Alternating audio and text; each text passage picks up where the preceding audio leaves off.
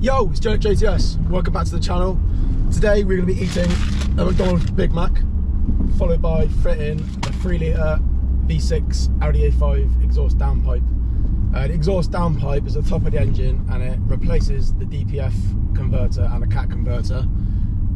Looking forward to fitting this today. It's on my personal car. The exhaust has been fabricated by a company called Darkside Developments. So top branding, good fabrication. Yeah, would definitely recommend fitting a lot of exhaust by them before. So yeah, just currently travelling through Swindon on the way to work, and then we will get cracking and I'll show you guys how it's done.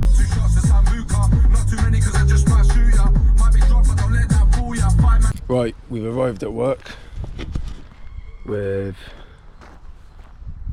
a lot of cars to work on. Well, I say that. Only about 3 of them are mine.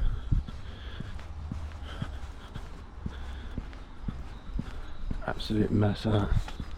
I'll show you guys the workshop.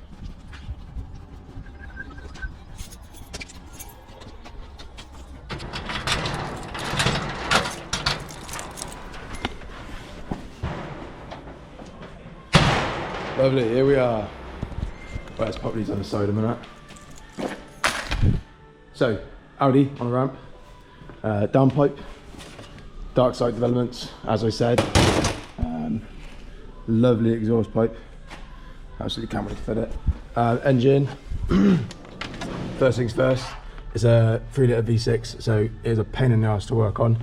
I have removed the top cover, which sits as a heat shield, just on this part here, so now that's removed.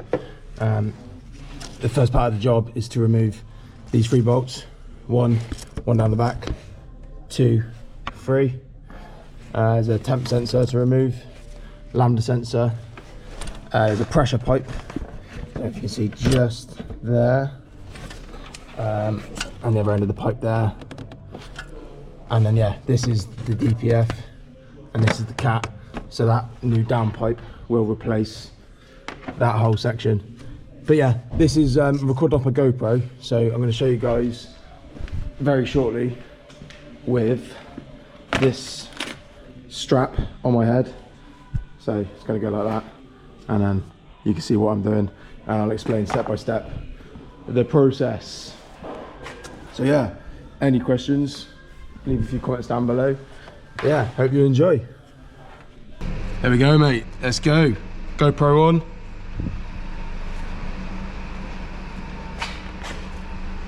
Right, so first things first, 12mm. Start undoing these top bolts.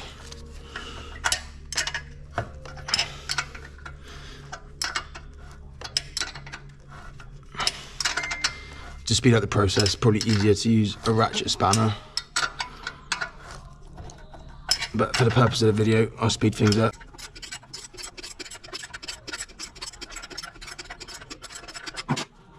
Yeah, and the last bolt is right down the back, so I don't know if you can see from the GoPro angle, but it is right down the back. If you just get a spanner on the end of it, should just be able to release him.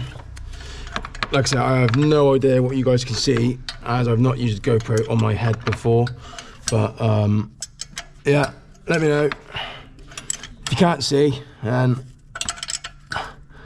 I'm sorry.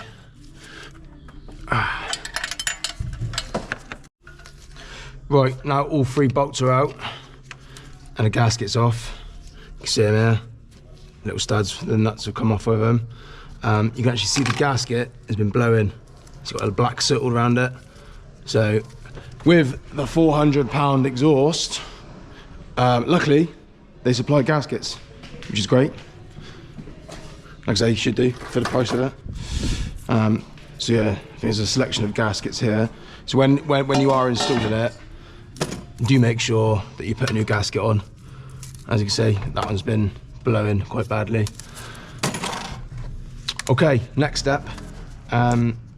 This temperature sensor needs to be removed. Let's see. Leave it off here. So yeah, this temp sensor needs to be removed. You can use a 17mm socket kind of spanner thing, whatever they're called. in this case, on mine, the sensor is already chewed up in the exhaust. So when I go, let's sort this torch out. When I go to remove it, it locks solid like that. So this one is completely had it. So if yours does come out with a 17mm spanner or a socket or whatnot, then happy days. In my situation, I'm gonna have to just remove this plug here, just like that. So I'll remove that sensor with the exhaust. This O2 sensor, same thing. If you've got a socket, this is a special lambda sensor socket, pop them over and remove them. Hopefully this one comes out. You've got a clip here, just release the clip. Come on. Let's just get that.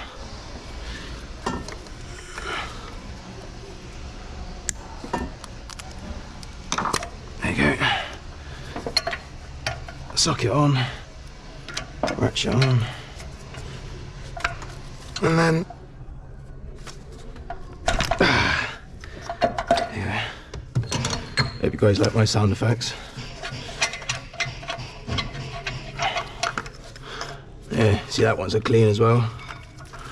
Cool. Right, down the bottom, underneath the cat, there is a pressure sensor. This hard pipe goes all along here. 17mm. So, best way I found to do it is to put the spanner around the back side like there. Wiggle your hand down, so you can just about get the spanner onto it. This one's a bit tricky to get onto space. You just get the spanner on. Just see the spanner down there. Just about lock the spanner onto the nut and give it a quick pull up. And once it's released, you can then take the spanner out and get your hand onto it.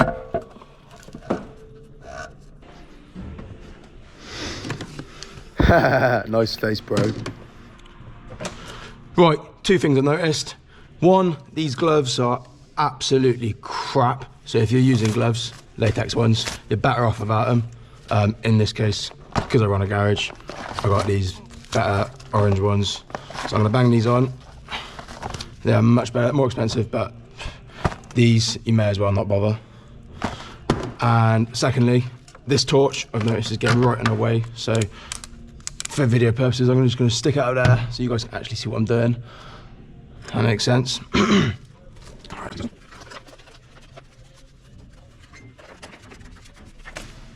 Cool. Right, so now that this is released from underneath with the nut, the pressure pipe, there's a clip. I'm gonna have to move the torch now. There's a clip, just so you can see this side. You can get onto it with a set of pliers, as I would do now, and then this pipe can then be removed. Once that clip is removed and the pipe is removed, all of the top section is done. So then we just got to go underneath the car, and there's a sensor down the bottom there, another temp sensor, and bottom flange, and hopefully we can wiggle them out. Like I say, I've never done one of these downpipes before on the 3 litres, so you're kind of learning with me. But yeah, we'll get this pipe off and then get the car up in the air. Right guys, you're not going to be able to see it, but right down there, follow the extension bar, there's 2 nuts that hold the bottom flange on. So one here, I've just about managed to get it on. So this is probably more of the challenging part of the job. Luckily they're loose enough. And then there's one just to the left-hand side of it.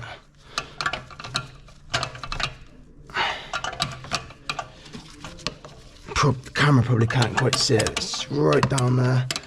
So you need a fairly long extension bar if you've got one.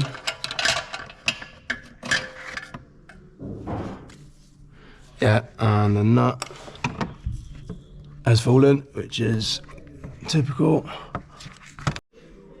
Right, for the last bolt on the bottom flange, because the temp sensor is in the way, you're going to need to find yourself a wobbly extension socket and a shallow 13mm, and then just the same setup with the extension bar. That should, with a bit of fiddling, reach onto it.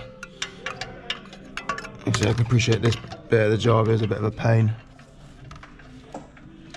And you can just about wiggle it onto the nut. There you go. So he's on. And hopefully that should crack off. There you go. Cool. Oh yeah, word of warning as well. If you're working on this car, whatever you do, do not leave sockets and tools and bolts and bits and bobs like I am, because I've lost probably 5 or 6 different sockets down this gap here, and it's a pain in the ass. There's all sorts of rubbish down there now. So yeah, just use one of these trays. It is just a nightmare, losing sockets everywhere.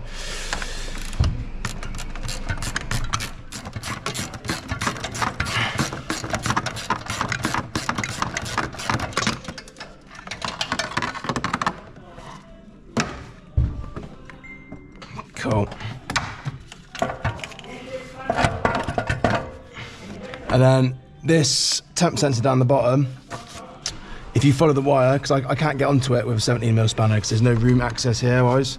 So if you can follow the wire, which traces back to this one, just remove the plug, unclip it, as we did with this temp sensor, just like that. Unclip it. Okay. Right, so the exhaust is all loose. However, still can't get out. So all the skull has got to be removed. So if you start by peeling back this top bit, and as you can see down here, there is some bolts down here, and all this skull, this area can be removed, and then that should allow the exhaust just to come straight out.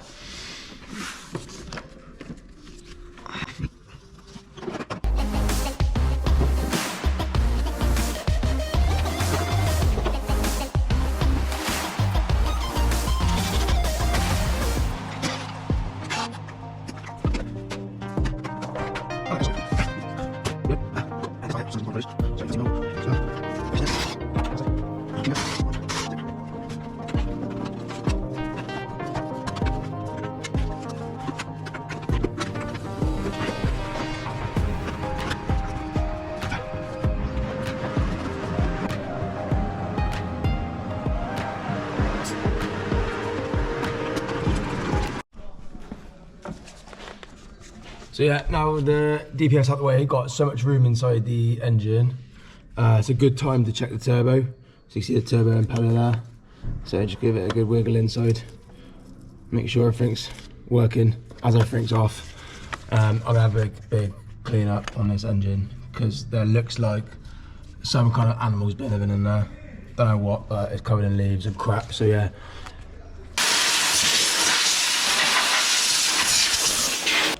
Time has come, finally. So, lambda sensors in. Unfortunately, I've had problems with the temp sensors. So I've actually welded, as you can see there, 2 nuts on each temp sensor, because the temp sensors, even with heat, couldn't get out the old DPF.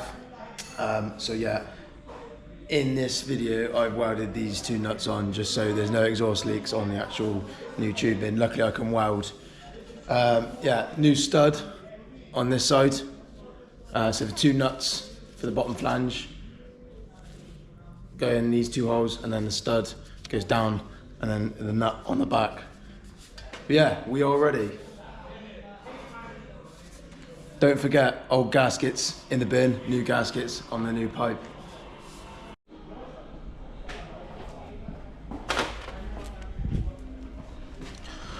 I've actually got myself some new studs for the turbo. See the old ones? Some of the threads on there are a bit dodgy, especially this one here. So a bit of it's actually missing, not this one. Hang on, which one is it? This one here, yeah. When they come out, The thread must have come out with it, so putting these ones back in isn't really a good option. So luckily I've got some Darkside developments don't send out new studs, which is, unless I threw them away in the packaging, I don't know. But I've got myself some new studs here, so I'm going to put these in just so it's a better fitment, and I also got some new nuts as well. So some high tensile nuts as well, so when the new gasket's clamped on there with these nuts, you know, it's 100% secure. So yeah.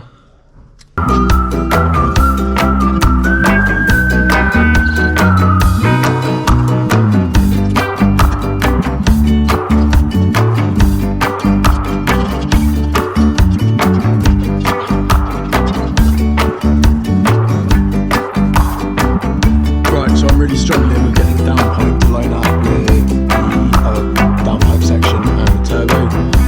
Really taut, so always make sure this mount is disconnected, so you've got a lot of movement, so you can line it up and get it perfect at the top end, as I'm doing just now.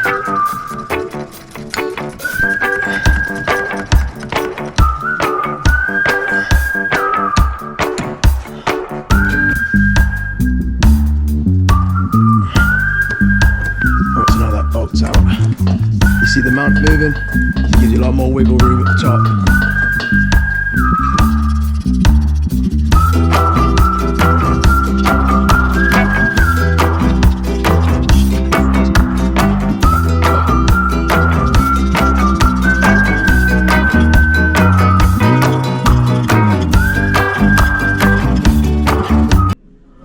Right, as you can see, I've got the other downpipe flange on. You see the new nut on there?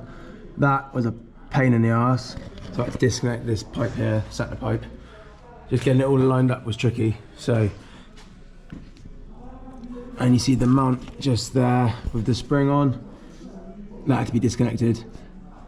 So yeah, just keep your patience with it. And then the two bolts from the top go in. You probably can't see it from there, but yeah, it's two to go from the top.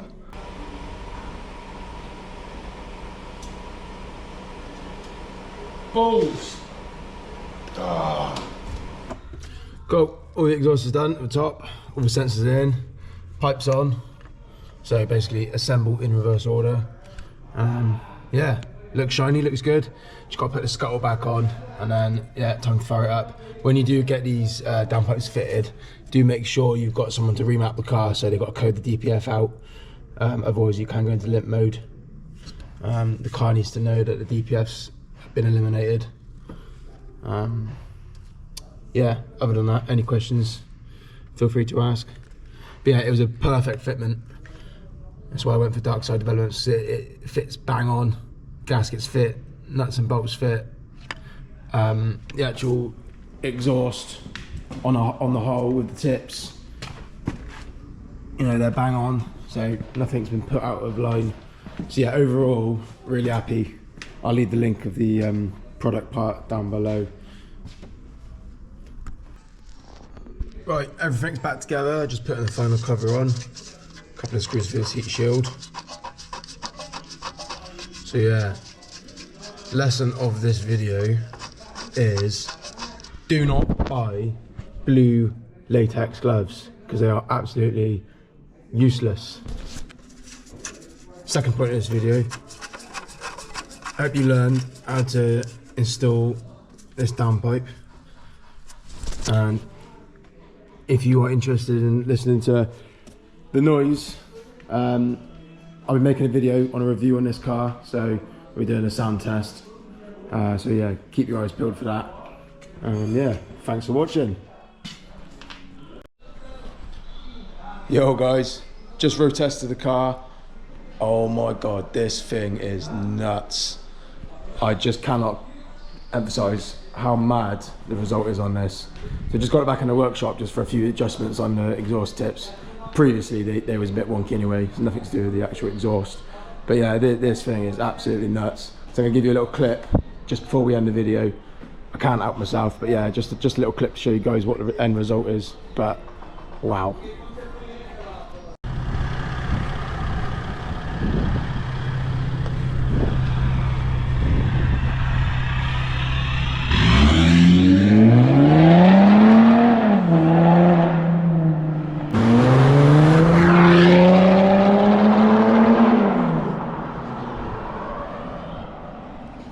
it, boy.